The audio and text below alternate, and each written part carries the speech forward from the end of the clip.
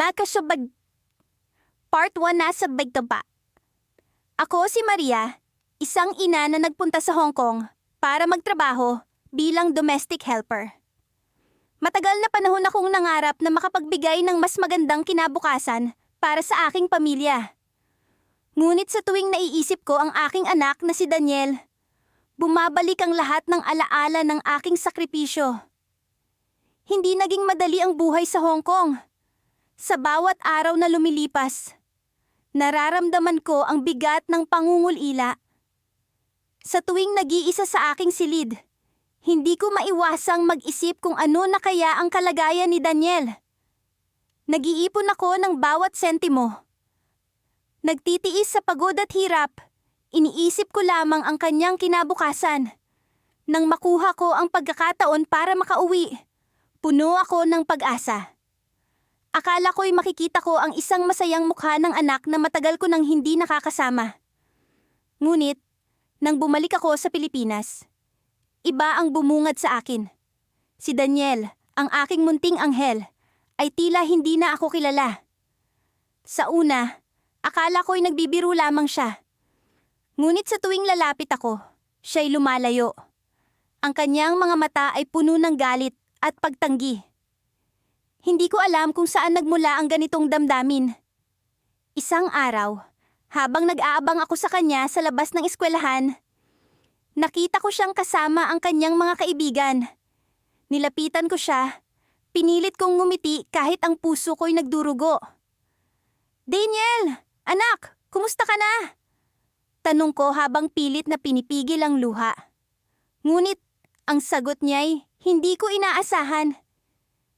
"Hindi kita kilala." Matigas niyang sabi at agad na umalis kasama ang mga kaibigan. Pakiramdam ko'y parang binagsakan ako ng langit. Ano ang nangyari sa kanya habang ako'y nasa ibang bansa?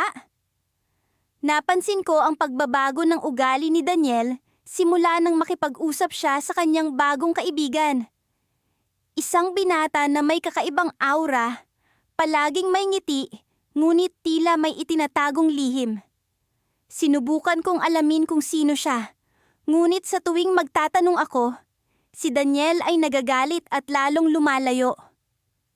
Isang gabi, habang ako'y naglalakad pa uwi, narinig ko ang usapan ni Daniel at ng kanyang kaibigan. "Hindi mo na siya kailangan, Daniel. Hindi na siya bahagi ng buhay mo. Ang buhay mo ngayon ay mas maganda at mas magaan," sabi ng binata. Hindi ko alam kung anong klaseng lason ang pumapasok sa isipan ng anak ko. Sinubukan kong kausapin si Daniel, ngunit ito'y nauwi lamang sa pag-aaway. "Bakit mo ako pinabayaan, ma? Bakit mo ako iniwan?" Tanong niya, puno ng hinanakit. Sa bawat tanong na binabato niya sa akin, hindi ko alam kung ano ang tamang sagot. Ang sakripisyo ko'y tila walang halaga sa kanyang paningin. Ang sakit ay unti-unting bumabalot sa aking puso. Sa kabila ng lahat ng hirap, paano naging ganito ang sitwasyon? Hanggang isang araw, habang ako'y naglilinis sa aming bahay, nakakita ako ng sulat na nakatago sa ilalim ng kanyang kama. Nakalagay doon ang mga salitang, "Hindi kita kailangan, hindi kita mahal, hindi ka na parte ng buhay ko." Ang puso ko'y tila pira-pirasong nabasag sa aking nabasa. Paano ko haharapin ang ganitong klaseng pagtanggi mula sa aking sariling anak? Ano ang tunay na dahilan ng kanyang galit? Sa kabila ng lahat ng sakripisyo, paano ko maibabalik ang pagmamahal ng anak ko? Sa kabila ng mga katanungan, isa lang ang malinaw sa akin. May mas malalim na dahilan kung bakit nagbago si Daniel. Kailangang malaman ko ang punot dulo ng lahat ng ito. Ngunit paano ko sisimulan ang pag-usisa sa misteryong bumabalot sa kanyang pagkatao? Habang iniisip ko ang mga susunod kong hakbang, may narinig akong kaluskos sa labas ng bahay. Lumabas ako, puno ng takot at kaba. Sa aking paglabas, nakita ko ang isang pamilyar na mukha, ang binatang kaibigan ni Daniel. Sa kanyang mga mata, may kakaibang ngiti na tila may ibig ipahiwatig. Hindi ko maipaliwanag ang kaba sa aking dibdib nang tuluyang tumapak ang mga paa ko sa paliparan ng Pilipinas. Sa loob ng 18 taon kong naninirahan at nagtatrabaho sa Hong Kong bilang domestic helper, pangarap ko lang ang araw na ito. Ang makauwi, mayakap ang mga anak ko, at maramdaman na hindi ako nag-iisa. Nakapagtapos ang panganay kong si Lainey sa pag-aaral dahil sa pagsusumikap ko. Siya ang naging inspirasyon ko para magpatuloy sa kabila ng lahat ng hirap. Ang bunso naman, si Marco, ay nasa kolehiyo na. Hindi man kami madalas magkausap, palagi ko silang iniisip. Sa bawat padala ko ng pera, sa bawat sakripisyong ginawa ko, palagi kong iniisip na ginagawa ko ito para sa kanila. Sa tuwing magpapadala ako ng sulat o mensahe sa kanila, madalas kong sinasabi, malapit na akong umuwi, hindi na magtatagal, magiging buo na ulit ang pamilya natin. Ngunit sa bawat sagot nila, palaging maikli. Salamat ma, ingat. Hindi ako nag-alala nun. Iniisip ko, baka abala lang sila sa kani-kanilang buhay. Ngayon, hawak ko ang malaking bag na puno ng pasalubong. Mga tsokolate, imported na damit, at mga mamahaling gamit na iniipon ko ng matagal para sa kanila. Gusto kong ipakita na kahit malayo ako, hindi ko sila kinalimutan. Sa isip ko, magugustuhan nila ang mga ito. Muling nabuhay ang pananabik ko. Paglabas ko ng paliparan, naghanap ako ng sasakyan papunta sa dati naming bahay. Hindi ko sinabi sa kanila ang eksaktong araw ng pagdating ko. Gusto ko silang sorpresahin. Siguro naman, matutuwa sila na makita ako. Habang papalapit ang sasakyan, hindi ko maiwasan ang magbalik tanaw. Napansin ko ang mga pagbabago sa lugar. Mga bagong tindahan, bagong gusali, at mas maayos na kalsada. Ngunit ang puso ko ay nakatuon sa isang bagay lamang, ang makita ang ngiti ng mga anak ko. Tumigil ang sasakyan sa harap ng gate ng bahay namin.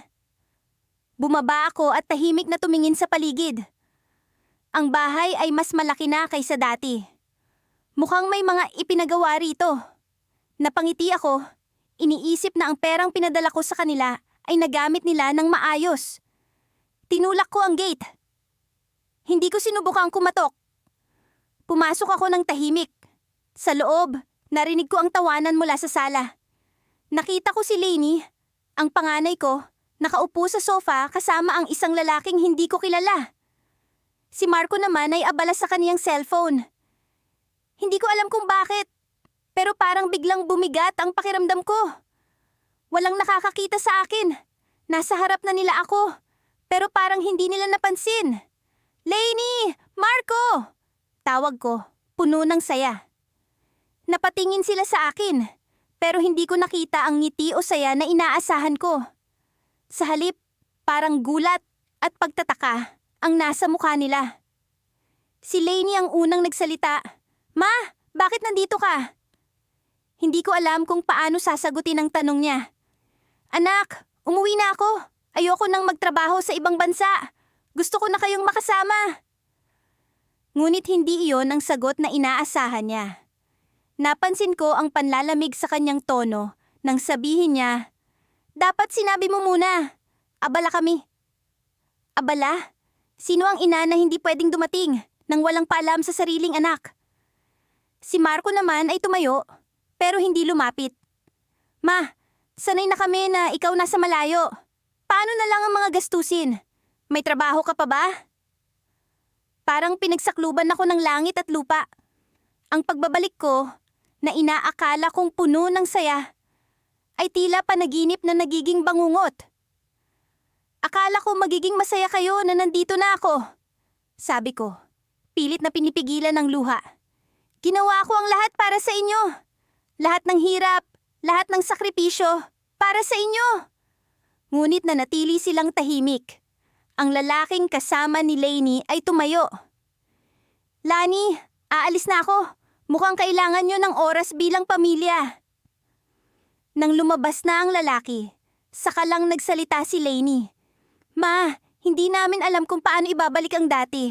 Sanay na kami na wala ka. Hindi namin alam kung paano. Paano makikitungo sa'yo? Ang sakit ng mga salitang iyon ay parang sibat na tumarak sa puso ko. Hindi ko alam kung ano ang sasabihin. Paano nangyari ito?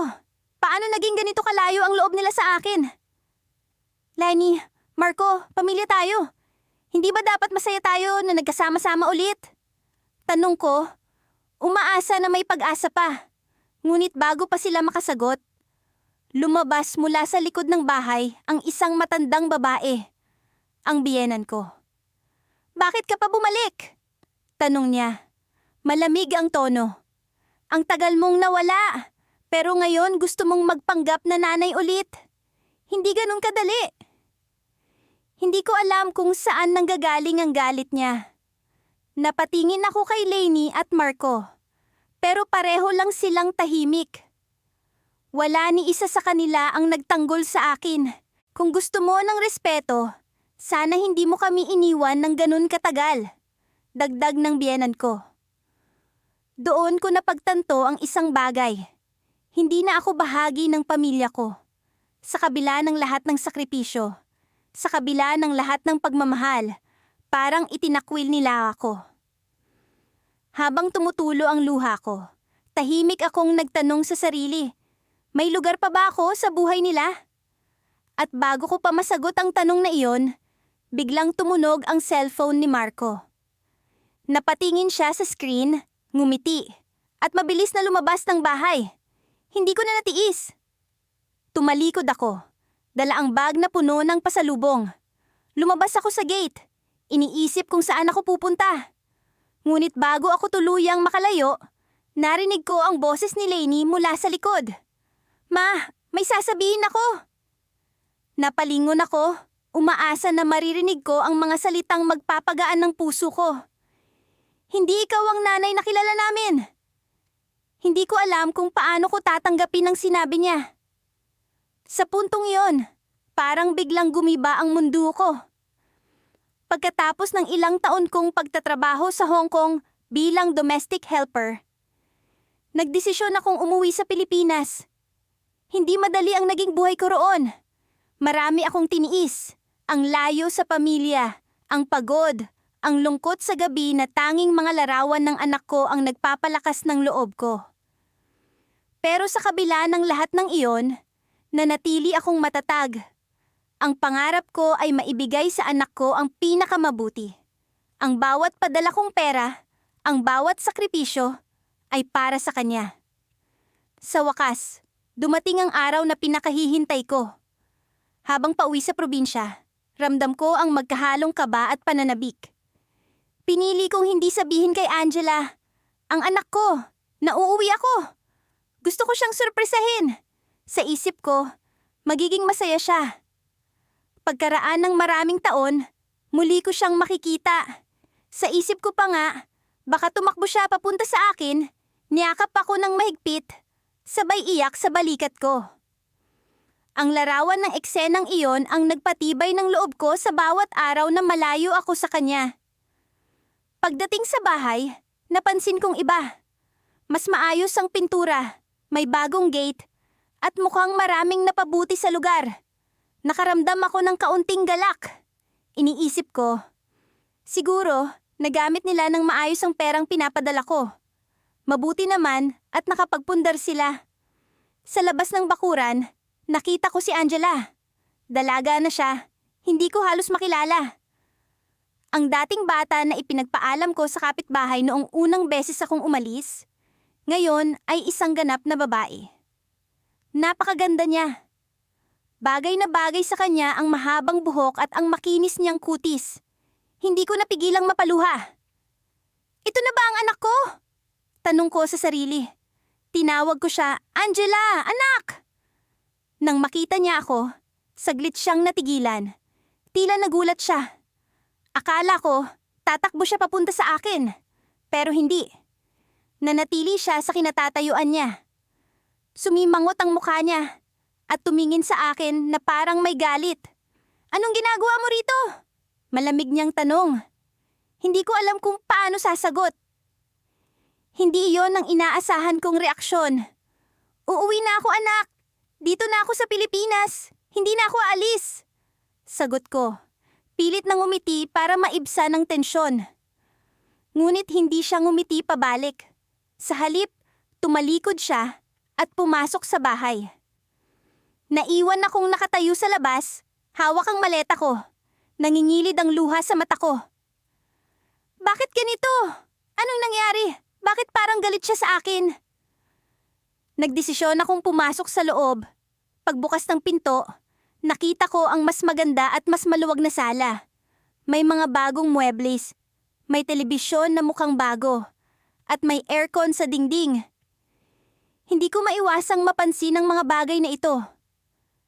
Siguro, ang dami nilang nabili mula sa perang pinadala ko.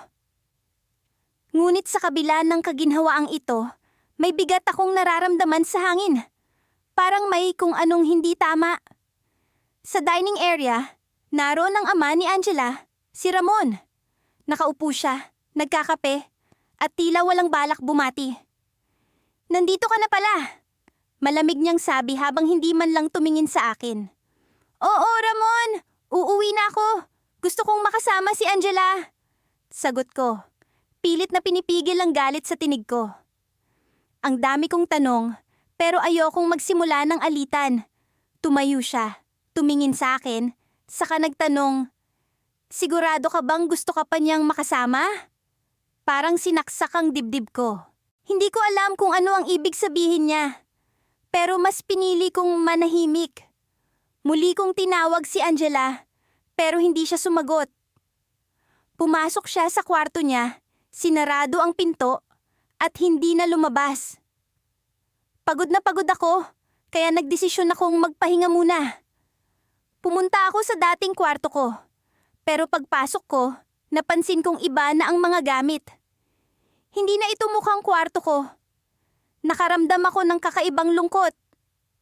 Ang dami nang nagbago habang wala ako. Kinabukasan, nagising akong maaga. Nagluto ako ng almusal, sinangag, itlog, at tuyo. Umaasa akong makakasalo ko si Angela. Pero nang tawagin ko sila sa mesa, si Ramon lang ang lumapit.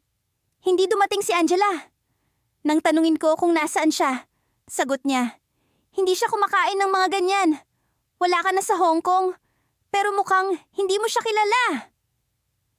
Hindi ko alam kung ano ang mararamdaman. Parang sinasaksak ako ng bawat salita ni Ramon. Sa isip ko, paano niya nasabing hindi ko kilala ang anak ko? Ako ang nanay niya. Ako ang nagtatrabaho para sa kanya. Lumipas ang mga araw ng ganito. Hindi niya ako kinakausap. Laging malamig ang pakikitungo niya. Hanggang isang gabi, narinig ko ang usapan nila ni Ramon sa sala. Hindi ko sinasadya, pero narinig ko ang sinabi ni Angela. Ayoko na sa kanya. Hindi ko na siya kailangan. Hindi siya nanay para sa akin. Hindi siya nandito noong kailangan ko siya. Gusto kong pumasok sa sala. Gusto kong ipaliwanag ang lahat. Pero natigilan ako. Parang may kung anong pumipigil sa akin. Napaupo ako sa sahig ng kwarto ko. Umiiyak. Paano nangyari ito? Bakit galit sa akin ang anak ko? Sa gitna ng pag-iisip ko, may narinig akong pamilyar na boses sa labas ng bahay. Mabilis akong tumayo at tumingin sa bintana. May isang babae na nakatayo sa labas. Kausap si Angela. Halos hindi ako makapaniwala sa nakita ko. Siya ang babaeng amo ko sa Hong Kong. At sa kamay niya, may hawak na maleta. Pagkatapos ng mahabang paglalakbay mula Hong Kong, sa wakas ay nasa tarmac na ako ng paliparan. Ang pagod mula sa mga taon ng pagtatrabaho sa ibang bansa ay tila naglaho, napalitan ng pananabik na makita muli ang aking anak. Sa bawat hakbang ko patungo sa exit, dama ko ang tibok ng puso ko na tila ba nagmamadali. Sa kabila ng kaba, umaasa akong bumawi sa mga tao ng pagkakawalay. Maaga pa lang nang umalis ako ng bahay. Sinabi ko sa aking sarili na gagawin ko ang lahat para mabigyan si Liza ng magandang kinabukasan. Nagtrabaho ako bilang domestic helper sa Hong Kong. Nag-ipon ng pera para sa kanyang pag-aaral. Para sa lahat ng kanyang pangarap. Ngunit sa tuwing naiisip ko ang mga huling mensahe niya, ramdam ko ang lamig, ang pagkawalay. Hindi ko lubos maisip kung paano kami dumating sa puntong ito. Pagdating sa bahay, bumungad sa akin ng katahimikan. Wala si Liza. Sinubukan kong tawagan siya, ngunit walang sumasagot. Hinanap ko siya sa mga kaibigan, sa mga kamag-anak, pero tila ba nawawala siya. Nagsimulang bumalik sa akin ang mga alaalang nag-uusap kami sa telepono, kung paano unti-unting nawala ang sigla sa kanyang boses, kung paano siya naging mailap sa bawat tawag. Isang gabi, habang nakaupo ako sa sala, hawak ang kanyang litrato, biglang may kumatok sa pinto. Nagulat ako nang makita si Liza. Sa kabila ng lungkot sa kanyang mga mata, may kakaibang determinasyon sa kanyang mukha. Hindi siya nagsalita agad. Tila ba may bigat sa kanyang dibdib na nais niyang ilabas? Nang sa wakas ay nagsalita siya. Hindi ko inaasahan ang kanyang mga salita. Nanay, hindi ko na kayang magpanggap na okay lang ang lahat. Nasasakal ako sa mga pangarap na ibinabato mo sa akin. Sa mga inaasahan mong hindi ko kayang tuparin. Hindi ko alam kung paano sasabihin ito sa iyo. Pero kailangan kong maging matapat. Hindi ko alam kung ano ang mararamdaman ko. Parang sumabog ang mundo ko sa mga salitang iyon. Ang mga sakripisyo ko. Ang mga taon ng pagtatrabaho. Lahat ng iyon para sa kanya. Ngunit sa kabila ng sakit at pagkagulat, naisip ko na marahil ay may mga pagkukulang din ako. Na hindi ko nabigyan ng sapat na pansin ang kanyang damdamin. Sinubukan kong unawain ang kanyang sitwasyon. Gusto kong malaman kung ano talaga ang nasa isip niya, kung ano ang mga pangarap niya para sa kanyang sarili. Liza, anak, para sa akin ang mahalaga ay ang kaligayahan mo. Hindi ko kailanman nais na maramdaman mong pinipilit kita. Sa kabila ng pag-uusap na iyon, ramdam ko pa rin ang distansya. Nais kong bumawi. Nais kong maging bahagi ng kanyang buhay. Kaya't nang sumunod na araw, naisip kong sorpresahin siya. Nag-book ako ng weekend getaway para sa aming dalawa. Isang pagkakataon upang muling makilala ang isa't isa. Habang nasa biyahe kami, unti-unti kong naramdaman ang pagbabago. Nag-uusap kami tungkol sa mga simpleng bagay, tungkol sa mga alaala namin noong bata pa siya. Sa bawat kwento, sa bawat ngiti, ramdam ko ang pagbabalik ng koneksyon. Naisip ko na sa kabila ng lahat, may pag-asa pa para sa aming mag-ina. Ngunit sa ika-4 na gabi, habang naglalakad kami sa tabing dagat, bigla niyang tinanong sa akin, "Nanay, ano ba talaga ang gusto mo para sa akin? Ano ang pangarap mo para sa akin?" Napahinto ako. Hindi ko inaasahan ang tanong na yon. Nag-isip ako. Naghanap ng tamang sagot. Liza, gusto ko lang na maging masaya ka, na makamit mo ang mga pangarap mo. Ang sa akin lang ay nais kong makita kang lumilipad, ngunit ang direksyon ay nasa sa iyo. Sa kabila ng mga salitang iyon, ramdam ko na may hindi pa rin siya sinasabi. May misteryo sa likod ng mga mata niya. Isang bagay na kailangan kong malaman. Ngunit bago ko pa man siya tanungin, biglang bumukas ang kanyang telepono. Isang tawag mula sa isang hindi kilalang numero.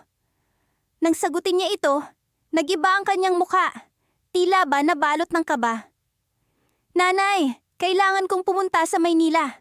May mahalaga akong aasikasuhin," sabi niya. Ang boses niya puno ng tensyon. Hindi ko alam kung ano ang ibig sabihin nito. Ngunit ang alam ko lang ay kailangan ko siyang suportahan. Habang nag-aayos siya ng gamit, hindi ko maiwasang mag-alala. Ano ang aasikasuhin niya sa Maynila?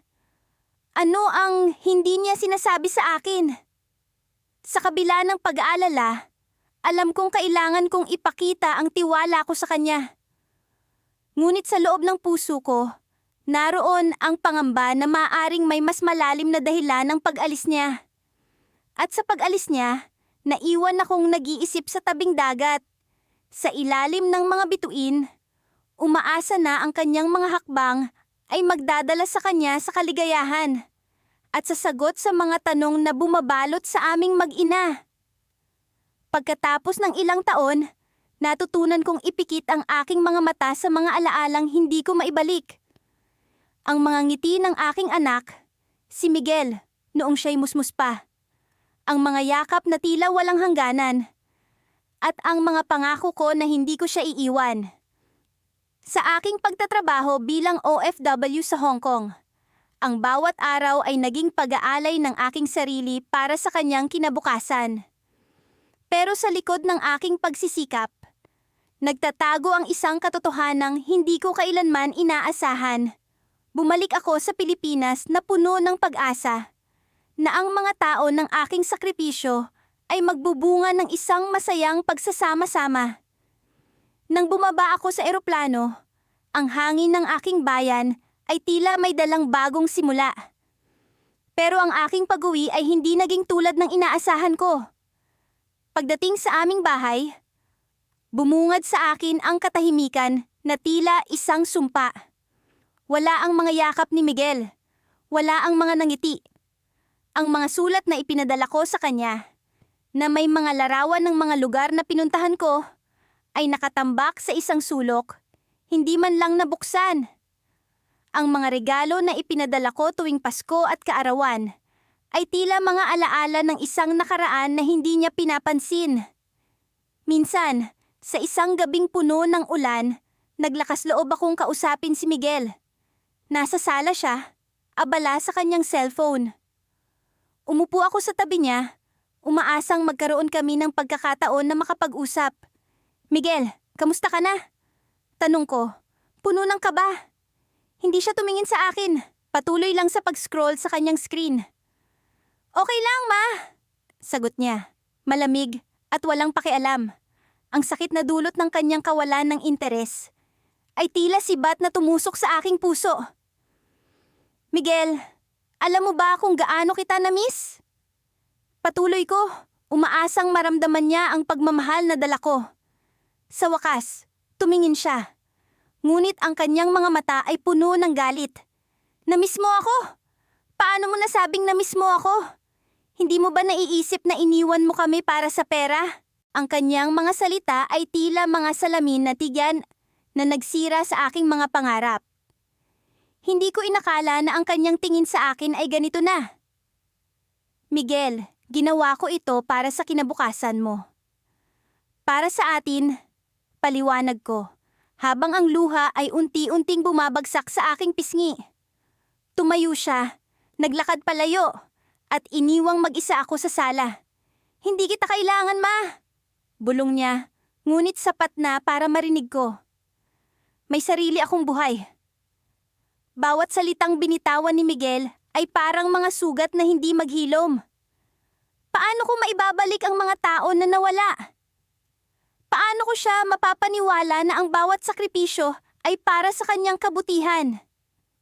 Lumipas ang mga araw na puno ng katahimikan sa aming tahanan. Hanggang isang umaga, habang ako'y nag-aalmusal, nakatanggap ako ng tawag mula sa Hong Kong. Isang oportunidad na bumalik sa trabahong iniwan ko.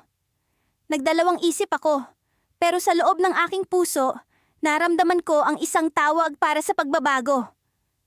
Nagpa siya akong kausapin si Miguel bago ako magdesisyon. Lumapit ako sa kanya habang siya'y nasa kanyang silid, umaasang ang kanyang puso ay makikinig. Miguel, may tawag ako mula sa Hong Kong. Tinanong nila ako kung gusto kong bumalik. Sabi ko, puno ng pag-aalinlangan. Hindi siya sumagot agad. Sa halip, nagulat ako nang bumaling siya sa akin.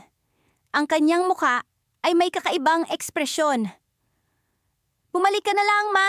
Siguro mas mabuti pa nga na nandun ka. Sabi niya. Ngunit sa tono ng kanyang boses, tila may bahid ng pagtatago. Sa kabila ng sakit na dulot ng kanyang mga salita, naramdaman kong may kakaiba sa kanyang sinabi. Bakit, Miguel? Ano ba talaga ang nangyayari? Tanong ko, puno ng kaba. Tumingin siya sa akin. Ang kanyang mga mata ay puno ng emosyon na hindi ko maipaliwanag. May bagay kang hindi pa alam, Ma. At siguro, mas maigi pang malaman mo yon kapag wala ka dito. Sagot niya, na nag-iwan ng misteryo sa kanyang mga salita. Habang umaalis ako sa kanyang silid, ramdam ko ang bigat ng kanyang sinabing mga salita. Ano ang kanyang tinatago? Ano ang bagay na kailangan kong malaman? Sa aking pag-iisa, nagdesisyon akong bumalik sa Hong Kong. Ngunit ang puso ko ay puno ng mga tanong at pag-aalala para sa anak ko. Sa aking pag-alis, alam kong may twist sa aming kwento na hindi ko pa natutuklasan. Sa aking pagbabalik sa Hong Kong, ang kwento ng aming pamilya ay tila isang libro na puno ng mga pahinang hindi pa nabubuksan. At sa bawat araw na lumilipas, ang tanong na iniwan ni Miguel ay patuloy na bumabagabag sa akin. Ang kanyang misteryo ay ang aking bagong paglalakbay. Sa wakas, nakatapak na ako sa lupa ng Maynila. Ang init ng hangin ay tila pumapaso sa aking balat. Ngunit walang init ang makapagpapawi sa lamig na bumabalot sa aking puso. Ang bawat hakbang ko ay mabigat, na para bang ang lupa ay naglalaban upang pigilan akong umuwi. 16 na taon akong nagtrabaho sa Hong Kong bilang domestic helper. 16 na taon ng pag-aalaga sa mga anak ng ibang tao, habang ang sarili kong anak ay lumaki ng malayo sa akin. Ngunit sa wakas, narito na ako. Dala ang lahat ng ipon, dala ang lahat ng pangarap. Nasa harap na ako ng pintuan ng bahay na ipinundar ko sa bawat pisong kinita ko. Ang bahay na ito ang naging simbolo ng lahat ng sakripisyong ginawa ko. Tila naririnig ko pa ang mga sigaw ng amo kong insik habang iniisip ang bawat sahod na natanggap ko mula sa kanila. Ang bawat sugat sa aking kamay na dulot ng labahan. Ang bawat gabi ng pagod na halos hindi na ako makahiga. Lahat iyon ay nagkaroon ng halaga dahil sa bahay na ito. Pero ngayon, ang tanong na bumabagabag sa akin, tatanggapin ba nila ako? Huminga ako ng malalim bago buksan ang gate. Sa likod nito, naroon ang aking anak, si Lian, at ang kanyang pamilya. Siya ang dahilan kung bakit ako lumaban sa hirap at lungkot ng pagiging OFW. Ang huling beses na magkita kami, bata pa siya, 8 taong gulang. Ngayon, 24 na siya, may asawa at anak na rin. Hindi ko alam kung paano niya ako tatanggapin. Alam kong kulang ang minsang tawag at padala ng pera para mapunan ang kawalan ko bilang ina. Pero umaasa pa rin ako. Umaasa akong mauunawaan niya ang lahat ng sakripisyo ko. Pagbukas ko ng pintuan, bumungad sa akin ang mga kulay ng bahay. Malinis, maayos, at moderno. Ang mga larawang nakasabit sa dingding ay tila kwento ng mga taong nakatira rito. Ngunit wala akong nakikitang larawan ko. Wala ni isang bakas na nagmumungkahi na ako ang may bahagi sa tahanang ito. Lian! Tawag ko. Ang boses ko'y nanginginig sa kaba at pananabik. Lumabas siya mula sa kusina, hawak ang isang tasa ng kape. Nakangiti siya. Ngunit hindi iyon ang ngiti ng isang anak na sabik sa kanyang ina. May distansya ang ngiting iyon. Malamig, formal. Ma, nandito ka na pala. Sambit niya. Na parang hindi niya alam kung paano magsisimula ng usapan. Lumapit ako at niyakap siya ng mahigpit. Ngunit hindi siya gumanti. Ang katawan niya ay nanatiling matigas. Na para bang ang yakap ko'y hindi niya kayang tanggapin. Lian, anak! Ang laki mo na! Hindi ko na halos makilala ka! Sabi ko. Pilit na pilit ang saya sa aking tinig. Ngumiti siya muli. Ngunit naramdaman ko ang kawalan ng init sa kanyang mga mata. Oo, Ma. Matagal ka nang wala. Marami na rin ang nagbago. Napansin ko ang dumaan sa likuran niya. Isang babae, ang kanyang asawa, na may daladalang bata. Ang sanggol na iyon ang unang apo ko. Ngunit hindi man lang siya inilapit sa akin. Nagbigay ng sulyap ang babae. Ngunit hindi niya ako pinansin. Napansin kong nagkatinginan sila ni Lian, na parang may sinasabi ang kanilang mga mata na hindi ko maintindihan. Lian, anak, dinala ko itong mga pasalubong para sa inyo. Sabi ko, inilapag ang maleta sa sahig. Binuksan ko ito at inilabas ang mga laruan, damit at tsokolate na maingat kong pinili para sa kanila. Ngunit ang reaksyon ni Lian ay tila walang sigla. Salamat ma, pero sana hindi ka na nag-abala. Hindi abala, anak. Para sa inyo ito. Sagot ko, pilit na pinipigilan ang nadarama kong sakit. Nang sinubukan kong lapitan ng apo ko, biglang humakbang ang asawa ni Lian sa pagitan namin. Pasensya na po, pero huwag niyo munang hawakan si baby. Hindi siya sanay sa mga hindi kilala. Hindi kilala. Parang binaril ang puso ko sa salitang iyon. Ako ang lola niya at hindi ako kilala. Ma, sabi ni Lian, na parang may gustong ipaliwanag. Hindi sa ayaw namin sa'yo, pero mahirap talaga. Hindi kasi namin alam kung paano magsisimula ulit. Magsisimula ulit? Bakit parang ako ang dayuhan sa sariling tahanan? Gusto kong magtanong, gusto kong sumigaw, ngunit natatakot akong mas lalo silang lumayo. Habang iniisip ko kung paano ko ipapaliwanag ang lahat, biglang bumukas ang pintuan. Lumabas ang isang matandang babae. Siya ang nanay ng asawa ni Lian. Oh, nandito na pala ang OFW. Mukhang marami kang ipon, ha? Mabuti naman at nakatulong ka sa bahay na ito.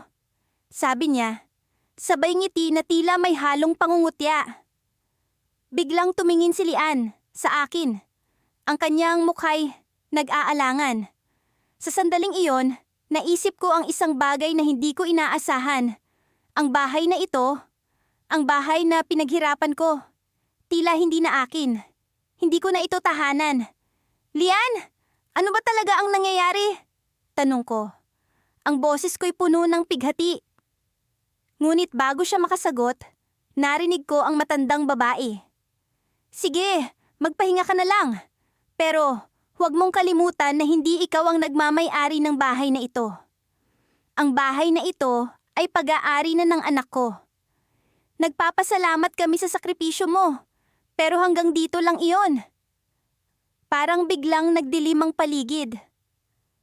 Ang bahay na ito, na pinaghirapan ko ng buong buhay ko, hindi pala para sa akin. Hindi ko na namalayan ang mga luha ko. Tumutulo na pala ang mga ito sa sahig na pinaghirapan kong ipundar. Lian, anak. Sambit ko, ngunit bigla siyang tumalikod. Pasensya na, ma. Mahirap talagang mag-adjust. At doon, natapos ang araw ng pag-uwi ko. Hindi bilang ina, kundi bilang dayuhan sa buhay ng sarili kong anak. Ngunit sa kabila ng sakit, may isang tanong akong hindi kayang mawala sa isip ko. Ano ang plano nila sa akin? Ano ang tunay na dahilan kung bakit parang hindi nila ako tanggap? Pagkatapos ng 18 taon na pagtatrabaho sa Hong Kong bilang domestic helper, sa wakas ay nakatapak na ulit ako sa lupa ng Pilipinas. Napakabigat ng mga dala kong bagahe. Hindi lang dahil sa laman nitong pasalubong, kundi dahil sa bigat ng damdaming umiikot sa aking dibdib. Sa kabila ng lahat ng hirap, sakit at sakripisyo, ang iniisip ko lang ay ang muli kong makita ang aking mga anak. Sina Daniel at Sofia. Sila ang dahilan kung bakit ko tiniis ang lahat ng lungkot sa banyagang lupa. Ang mga gabing umiiyak ako sa kwarto. Ang pagtitiis sa mahigpit na amo. At ang pagiging malayo sa kanila sa loob ng halos 2 dekada.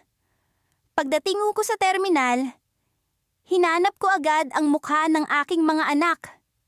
Nagbigay ako ng detalye ng oras ng aking pagdating sa kanilang pinsan, si Maricar, at sinabing ipasa sa kanila. Gusto kong sorpresahin sila, pero natatakot ako na baka hindi nila magustuhan ng biglaan kong dating. Hindi ko alam kung paano sila magre-react. Sa pagkakaalam ko, may mga sama ng loob sila sa akin, lalo na si Daniel. Minsan, kasi, sa bawat tawag ko sa kanya noong nasa Hong Kong pa ako, tila malamig ang kanyang mga sagot. Kapag tinatanong ko siya tungkol sa pag-aaral, sa trabaho, o sa buhay niya, laging maikli ang sagot niya, parang pilit lang. Pero ngayon, magbabago ang lahat. Naisip ko na sa personal na pagkikita, baka maibsan ng distansya sa pagitan namin. Pinilit kong gawing magaan ang sarili ko. Ngayon na ang panahon para bumawi sa kanila. Ako na ang magiging nanay na narito para sa kanila. Ang nanay na makikinig, maaruga, magmamahal ng walang pag-aalinlangan. Ngunit habang lumalapit na ako sa bahay na minsang naging tahanan namin, kung saan iniwan ko sila sa pangangalaga ng lola nila, may kung anong bigat ang bumalot sa aking sikmura. Parang may bumubulong sa akin na ang hindi ko inaasahan ay maaaring maganap. Nang marating ko ang harap ng gate, bumungad sa akin ang bahay na tila hindi ko nakilala. Ang mga pader nito ay may bakas ng panahon. Ang pintura ay nagbabalat na. Ngunit hindi iyon ang mahalaga sa akin. Ang mahalaga ay nasa loob ang aking mga anak. Ang mahalaga ay makikita ko sila. Kumatok ako ng marahan, at sa bawat pag-angat ng kamay ko para kumatok, nararamdaman ko ang pabilis na tibok ng puso ko. Maya-maya, bumukas ang pinto. Hindi si Daniel o Sofia ang sumalubong sa akin, kundi ang pinsan kong si Maricar. "Ate, ikaw na ba yan?" tanong niya. Tila nagulat sa aking presensya. "Oo, Maricar, nandito na ako," sagot ko habang pilit nang umiti. "Nasa loob ba sila?" Bigla siyang nag-alangan. "Oh, ate, pasok ka muna," sabi niya at iniwas ang tingin. Hindi ko alam kung bakit parang may kakaiba sa kilos niya. Pumasok ako sa bahay at agad-agad kong hinanap sina Daniel at Sofia. "Nasaan ang mga bata?" tanong ko. Ngunit hindi agad sumagot si Maricar. Ang tahimik ng buong bahay, maliban sa tunog ng electric fan na umaandar sa sulok. "Ate, gusto kita sanang kausapin bago mo sila makita," simula ni Maricar habang nag-aayos ng upuan. "May mga bagay na kailangan mong malaman." Napalunok ako, pero pinilit kong manatiling kalmado. "Ano yun, Maricar? Nasaan sila? Ayos lang ba ang mga anak ko?" Itinaas ko ang boses. Hindi dahil galit ako, kundi dahil kinakabahan ako sa maaaring sabihin niya. "Hindi ko alam kung paano ko sasabihin ito sa iyo, ate. Pero sina Daniel at Sofia, hindi na sila nakatira rito." Paunang salita niya. Parang may malamig na tubig na ibinuhos sa akin. "Ano? Anong ibig mong sabihin? Nasaan sila?" Si Daniel, umalis na. Nag-abroad din siya. Hindi ko alam ang eksaktong bansa pero sabi niya, ayaw niyang bumalik dito hanggat nandito ka. Ang puso ko ay parang dinurog sa narinig. Umabot sa punto na ang anak kong binuhay ko sa pamamagitan ng pawis at dugo ay ayaw akong makita. Bakit? Ano ang nagawa kong mali? "At si Sofia?" tanong ko. Umaasang mas magaan ang sagot ni Maricar tungkol sa bunso ko. "Sofia, umalis siya 2 linggo bago ka dumating. May boyfriend siya, ate. Sumama siya sa lalaki. Hindi namin alam kung saan sila nagpunta." Napasandal ako sa upuan, tila nawalan ng lakas. Ang lahat ng pinaghirapan ko, ang mga gabing umiiyak ako sa Hong Kong habang iniisip ang kapakanan nila. Ito ba ang kapalit? Hindi ko sila sinisisi, pero ang sakit ay sobrang lalim. May sinabi ba sila, Maricar? Kahit anuman lang para sa akin? Pinilit kong itago ang panginginig ng boses ko. Tumango si Maricar, pero bakas sa mukha niya ang pagdadalawang isip. "Si Daniel, may iniwang sulat. Nasa kwarto mo." Agad akong tumayo at dumiretso sa kwarto.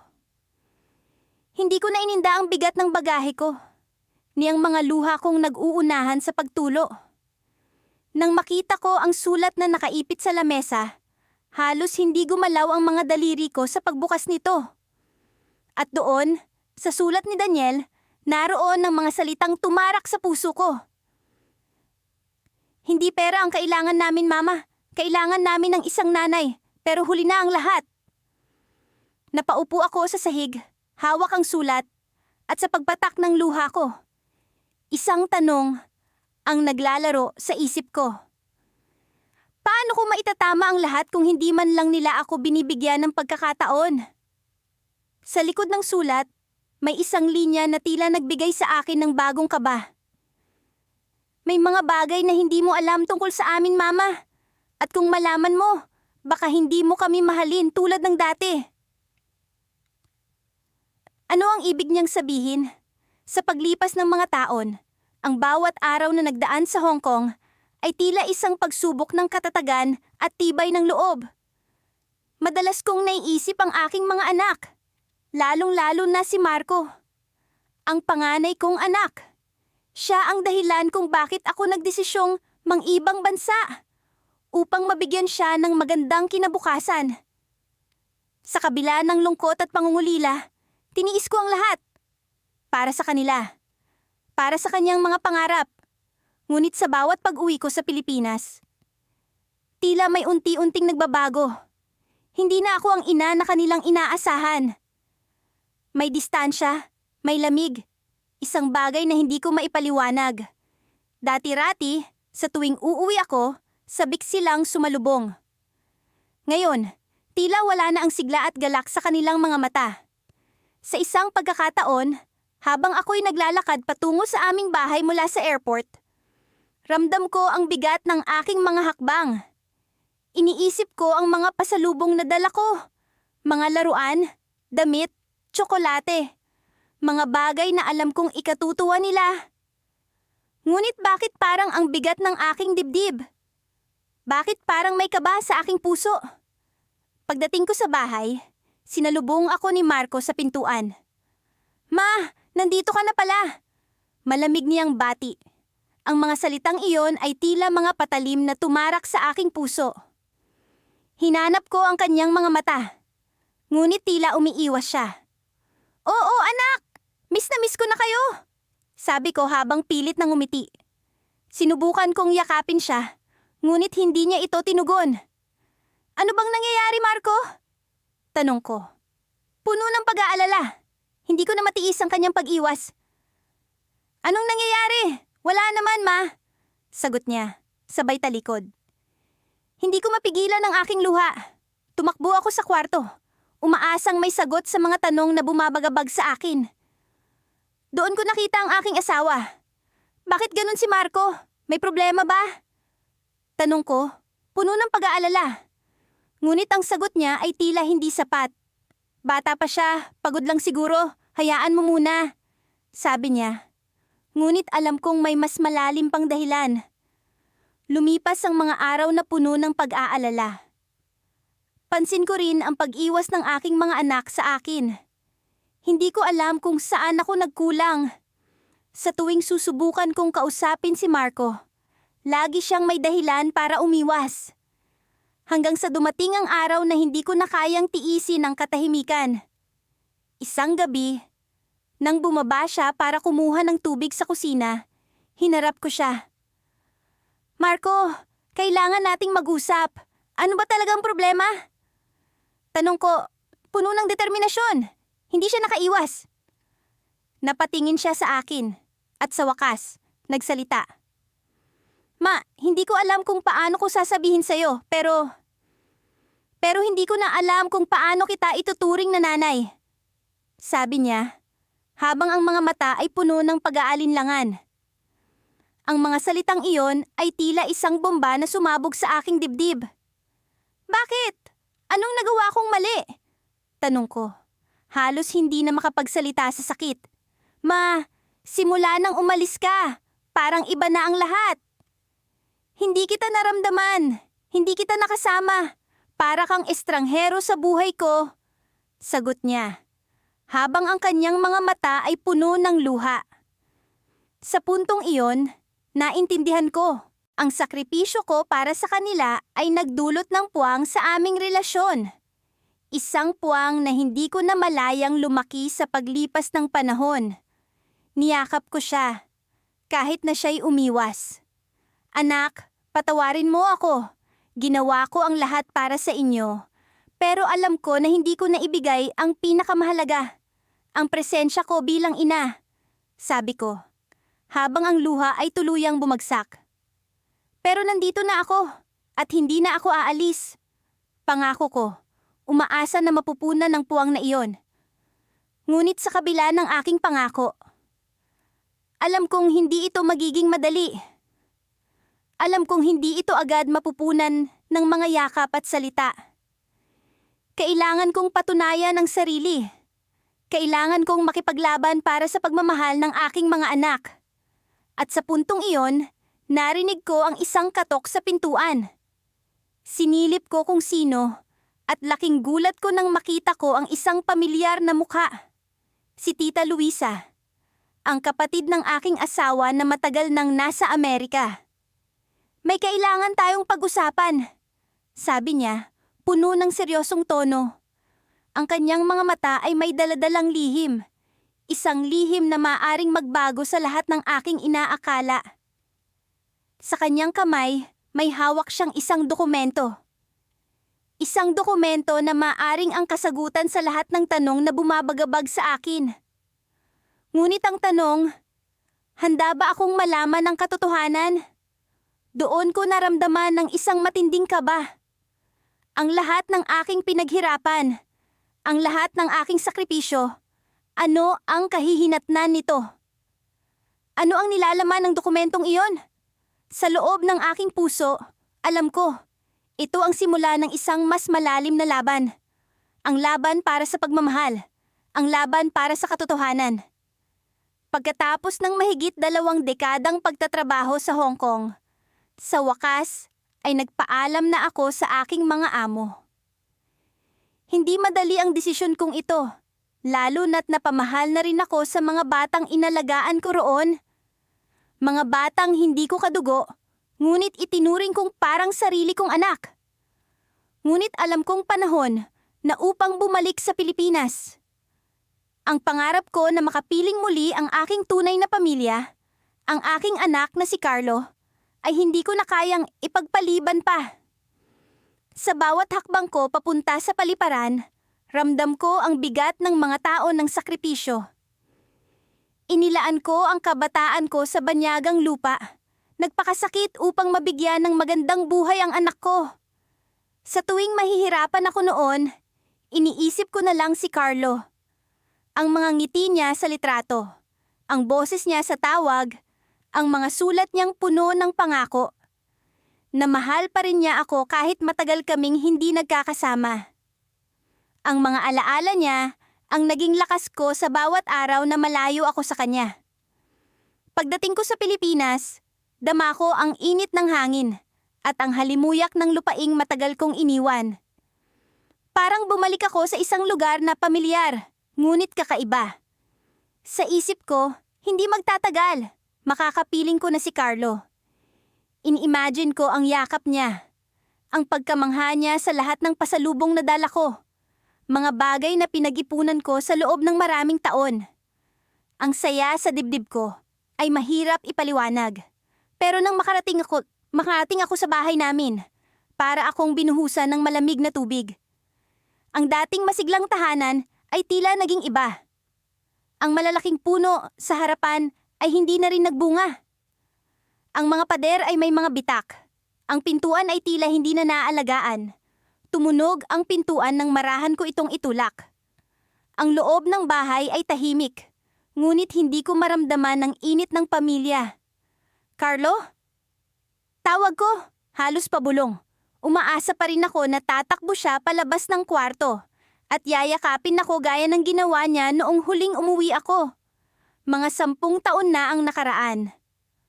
Lumabas ang isang babae mula sa kusina. Si Luisa, ang asawa ng kapatid kong si Tony. Napansin ko ang gulat sa mukha niya nang makita ko. "Ah, Ate Lorna! Dumating ka na pala!" Nauutal niyang sabi. Nasaan si Carlo? Tanong ko, diretso sa punto. Hindi ko na kayang hintayin pa. Gusto ko siyang makita. Ang anak ko. Ang dahilan ng lahat ng sakripisyo ko. Nagkatinginan si Luisa at ang kapatid ko, na biglang sumulpot mula sa likod niya. Pareho silang tila hindi makatingin ng diretso sa akin. May kung anong kaba ang bumalot sa akin. Ate, si Carlo. Simula ni Tony, ngunit agad siyang pinutol ni Luisa. Carlo? Nandyan lang siya sa labas, ate. Siguro nasa tindahan. Tatawagin namin siya, sagot ni Luisa. Pilit nang umingiti. Hindi ko maipaliwanag ang nararamdaman ko. Bakit parang may tinatago sila? Bakit parang may kung anong tensyon sa kanilang kilos? Pero pinilit kong magtiwala. Umaasa pa rin ako na makikita ko si Carlo, na magiging masaya ang aming pagkikita. Lumipas ang ilang oras, ngunit walang Carlo na bumalik. Nagpasya akong ako na ang maghanap sa kanya. Lumabas ako ng bahay at nagtungo sa tindahan, sa plaza, sa basketball court na dati niyang nilalaruan. Pero wala siya. Parang naglaho ang anak ko sa lugar na ito. Nang bumalik ako sa bahay, si Tony ang sumalubong sa akin. Hindi ko na napigilan ng sarili ko. Nasaan si Carlo? Bakit niyo ako niloloko? Sigaw ko, habang nararamdaman ang pag-apaw ng mga luha sa aking mata. Tumungo si Tony. Halos hindi siya makapagsalita. Sa huli, si Luisa ang sumagot. Ate, umalis si Carlo. Hindi na siya nakatira dito sa bahay. Nanlamig ang buong katawan ko. Umalis! Bakit? Saan siya nagpunta? Tahimik, walang sumasagot. Hanggang sa bumuntong hininga si Tony at nagsalita. Ate, hindi niya alam na babalik ka.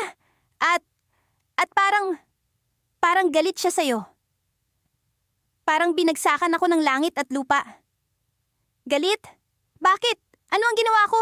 Ang buong buhay ko ay para sa kanya. Ang bawat araw ko sa Hong Kong ay para sa kinabukasan niya.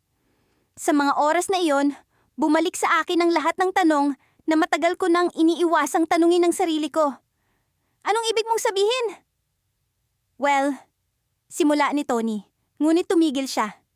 Sa halip, iniabot niya ang isang papel, isang sulat. Nakilala ko ang sulat kamay ni Carlo. Mabilis kong binuksan ang sobre.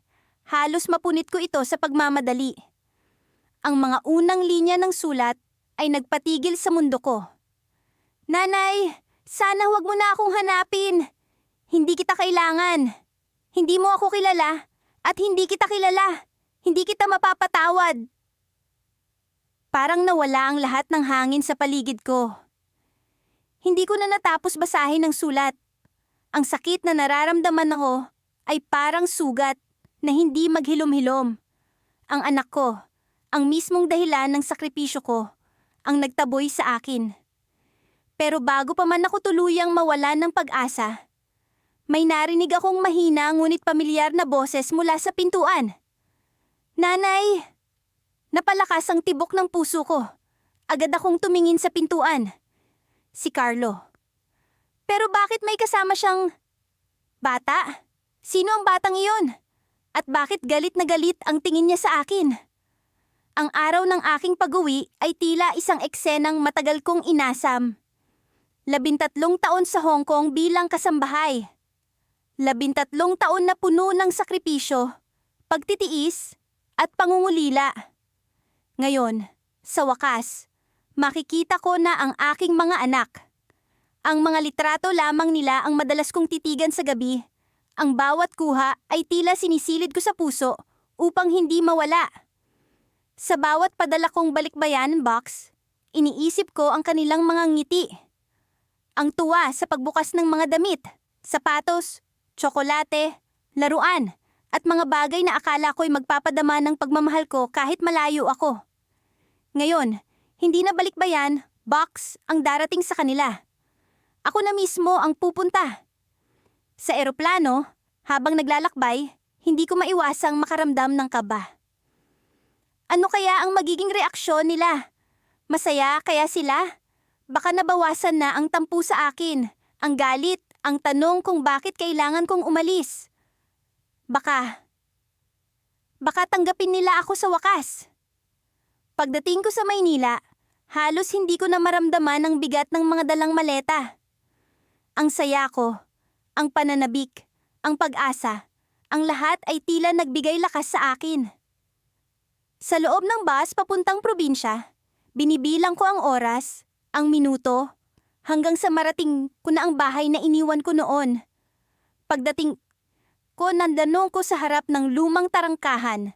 Napansin kong may mga bagong pintura ang dingding. May mga tanim na halaman sa gilid, at ang bubong ay mukhang pinalitan. Ibang-iba ang itsura nito sa naalala ko. Hindi ko alam kung ikakatuwa ko ba ito o ikakalungkot. Hindi ko kasama sa mga panahong ito ang aking mga anak. Hindi ko nakita ang bawat pagbabago. Pagbukas ko ng gate, tumambad sa akin ang isang pamilyar na mukha. Si Carlo, ang bunso kong anak. Pero hindi na siya bata. 21 na siya ngayon. Nakasuot siya ng simpleng sando at shorts. Pero ang tingin niya sa akin ay malamig. Halos walang emosyon. Mahinang tawag niya. Pero hindi ko mabasa ang nadarama niya. Carlo, anak! Lumapit ako. Niyakap siya ng mahigpit. Pero hindi siya gumanti. Nanatili lang siyang nakatayo, parang estatwa. Pasok ka na lang, sabi niya, sabay talikod. Nagtataka ako, pero sinunod ko siya. Pagpasok ko sa bahay, tumambad sa akin ang 2 pa kong anak. Si Lisa, ang panganay, at si Marlon, ang pangalawa. Pareho silang nakatingin sa akin, pero walang tuwa sa kanilang mga mata. Ma, bakit ka nandito? Diretsong tanong ni Lisa. Malamig at matalas. Bigla akong natigilan. Hindi ko inaasahan ang ganitong pagtanggap. Akala ko, magiging masaya kami. Akala ko, magyayakapan kami. Akala ko, ako pa rin ang nanay nila. Anak, umuwi na ako. Gusto ko kayong makasama. Hindi na ako aalis ulit, sagot ko. Pilit na pinapakalma ang boses ko kahit nanlalambot na ang tuhod ko. Matagal ka nang umalis, ma. Sanay na kami na wala ka. Sagot ni Marlon, halos bulong pero ramdam ko ang bigat ng bawat salita. Sanay, anak, ginawa ko ito para sa inyo. Para makapag-aral kayo, para maayos ang buhay natin. Pero ma, hindi mo kami kasama. Hindi mo alam kung gaano kahirap ang iniwan mo sa amin. Hindi lang pera ang kailangan namin noon. Kailangan namin ng nanay. Singhal ni Liza. Pakiramdam ko'y binagsakan ako ng langit at lupa. Ang mga salitang iyon, totoo man o hindi, ay tumama sa puso ko. Sinubukan kong lumapit, pero umiwas si Lisa. Ma, may mga bagay na hindi na maibabalik. Pera lang ang pinadala mo sa amin. Pero hindi mo kami kayang mahalin ng personal. Hindi mo alam kung anong klaseng sakit ang dinaranas namin habang wala ka. Hindi mo alam kung paano kami natuto na mag-isa. Ngayon, nandito ka pero parang huli na ang lahat. Huli na ang lahat? Hindi ko napigilan ang mga luha ko. Anak, mahal na mahal ko kayo. Hindi ko alam na ganito ang nararamdaman ninyo. Hindi ko alam. Hindi mo alam kasi wala ka. Hindi mo alam kasi mas pinili mong umalis. Sagot ni Marlon.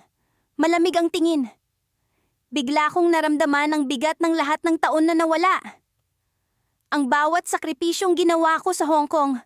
Ang bawat gabing umiiyak ako sa lungkot. Lahat iyon ay parang naging walang halaga. Tahimik si Carlo habang nakaupo sa sulok. Inisip ko, baka siya ang magiging daan para magkaayos kami. Pero nang magsalita siya, halos hindi ko nakinaya ang sakit. Ma, may kailangan kang malaman. Hindi lang basta iniwan mo kami noon. May mas malaki pang dahilan kung bakit masakit sa amin ang pagbalik mo. Nagulat ako. Ano ang ibig mong sabihin, Carlo? Tumayo siya. Kinuha ang isang lumang kahon mula sa ilalim ng lamesa. Binuksan niya iyon at tumambad sa akin ang isang bagay na hindi ko inaasahan. Mga sulat. Mga sulat ni Papa. Hindi mo sinabi sa amin na iniwan mo siya, Ma. Hindi mo sinabi sa amin kung bakit siya nawala. Napaatras ako. Ang dating asawa ko, si Ruben. Matagal ko nang hindi naririnig ang pangalan niya. Hindi ko inakalang babalik ang multo ng aming nakaraan. Bakit hindi mo sinabi? Bakit hindi mo ipinaliwanag? Tanong ni Liza. Lumuluha. Hindi ko alam kung paano sasagot. Ang totoo, ang dahilan ng pag-alis ko noon ay mas malalim pa kaysa sa iniisip nila. Pero paano ko sasabihin iyon ngayon? Sa harap ng galit nila. At ang mas masakit, may isang lihim na pilit kong tinatago sa kanila. Lihim na, kung malaman nila, baka tuluyan ng masira ang lahat. Itutuloy, Helara.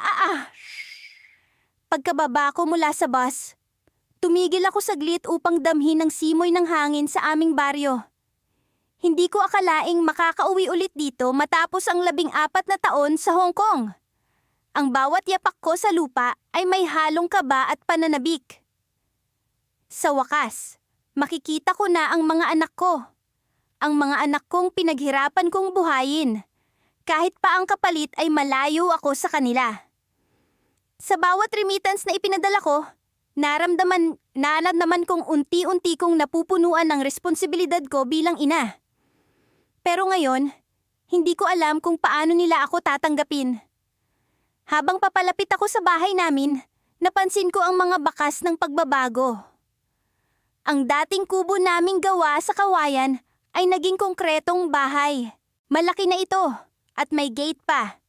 Matagal ko itong pinangarap para sa kanila, ang magkaroon ng maayos na tahanan. Pero bakit parang may bigat sa dibdib ko? Bakit parang ang bawat hakbang ko papalapit sa pintuan ay mas nakakapagod kaysa sa 14 na taong pagtatrabaho ko bilang domestic helper? Dahan-dahan kong tinawid ang bakuran at kumatok. Hindi ko alam kung bakit nanginginig ang kamay ko. Nasa harap ko na ang pintuan, pero parang ang layo pa ng loob ng bahay sa akin. Ilang segundo lang ang lumipas bago ito bumukas, pero parang oras ang naramdaman ko. Si Angela ang nagbukas ng pinto, ang bunso kong anak. Dalaga na siya, halos hindi ko na siya makilala.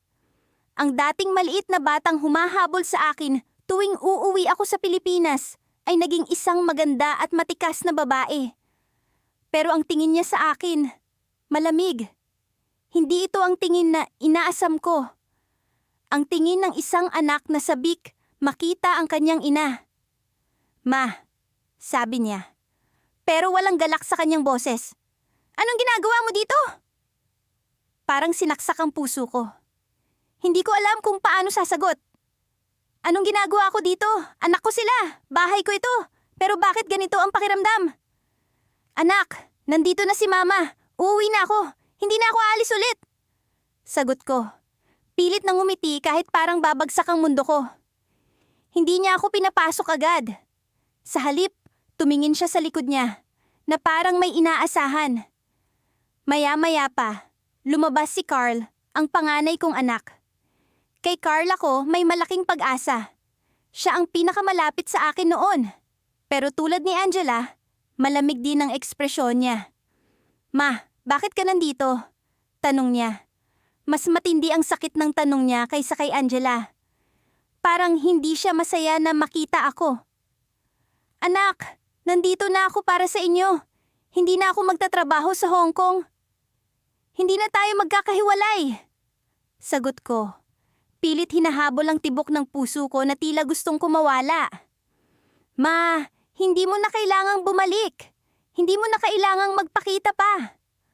Okay na kami. Sagot ni Carl, diretso at walang emosyon.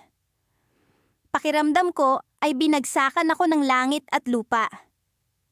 Hindi ko alam kung ano ang ibig niyang sabihin. Anak, anong ibig mong sabihin? Ako ang nanay ninyo. Ako ang dahilan kung bakit kayo nakapag-aral, kung bakit maayos ang buhay ninyo ngayon. Oo nga, Ma, pero hindi ka naman nandito noong kailangan ka namin. Sagot ni Angela. Lumaki kami nang wala kang gabay. Ang lahat ng sakripisyo mo, oo, Na-appreciate namin. Pero hindi mo na mababawi yung mga tao na nawala. Hindi ko alam kung paano sasagot sa mga salitang iyon. Ang sakripisyo ko, ang mga gabing umiiyak ako sa banyong iyon sa Hong Kong. Ang mga araw na tinatanggap ko ang pagod at pangungutya ng amo ko. Lahat iyon para sa kanila. Pero bakit parang wala na itong halaga ngayon? Lahat ng ginawa ko, para sa inyo. Sambit ko, halos maiyak. Bakit ganito? Bakit parang wala akong lugar dito? Tumahimik sila. Maya-maya pa, tumingin si Carl sa direksyon ng bahay. Ma, siguro mas mabuti kung pag-usapan natin ito sa ibang panahon. Hindi tayo handa para sa pagbalik mo. Gusto kong sumigaw. Gusto kong ipilit ang sarili ko. Pero nang bumukas ang pintuan sa likuran nila, napahinto ako. May lumabas na isang babae. Disente ang suot at may hawak na tasa ng kape. Hindi ko siya kilala, pero ang mas nakakagulat, nakita kong mas malapit siya sa mga anak ko kaysa sa akin. Angela, Carl, sino siya? Tanong ng babae habang tumingin sa akin, halatang naguguluhan. Si Carl ang sumagot. Siya si Ma, pero siya ang nanay namin noon. Ikaw na ang kasama namin ngayon. Parang natanggal ang hangin sa mga baga ko. Sino siya? Sino ang babaeng ito na tila pinalitan ako? Bakit parang mas may lugar siya sa buhay ng mga anak ko kaysa sa akin? Gusto kong magtanong, pero natatakot ako sa sagot. Sa puntong iyon, napagtanto ko na ang pag-uwi ko ay hindi kasing dali ng inaasahan ko. Ang akala kong tahanan ay tila isang banyagang lugar na ngayon. Ang mga anak ko, na pinaghirapan kong buhayin, ay tila hindi na ako kilala. At ang babaeng iyon, sino siya? Bakit siya naroon?